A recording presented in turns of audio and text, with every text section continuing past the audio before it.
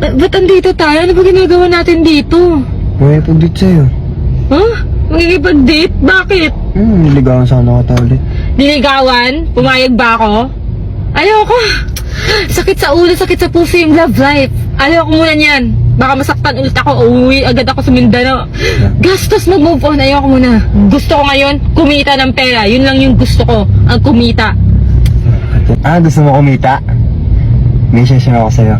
Oo, ano yun? Sige na, i-share mo na. Ano yun? May share ako sa inyo na bagong app na magbibigay sa inyo ng negosyo na hindi nyo na kailangan ng malaking pera o puhunan. Ay, perfect!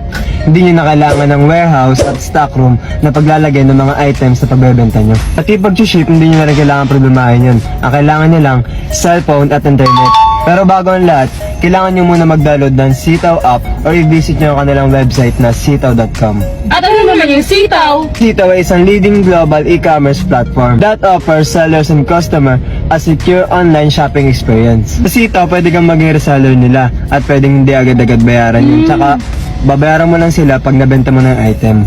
Pero syempre, bago mo magawa lahat ng yun, kailangan mo muna mag-sign up at magawa ng account sa Sitaw app. Pag natapos nyo na-download yung app, punta lang kayo sa account at pindutin nyo lang yung Be a Seller. Dito lang tayo mag-fill up.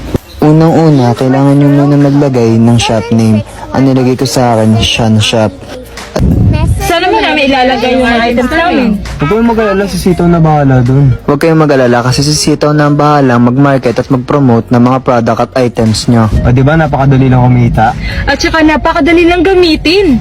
Kaya kayo guys, mag-download na rin kayo ng Sitaw app. I-try na din guys, para kumita na din kayo.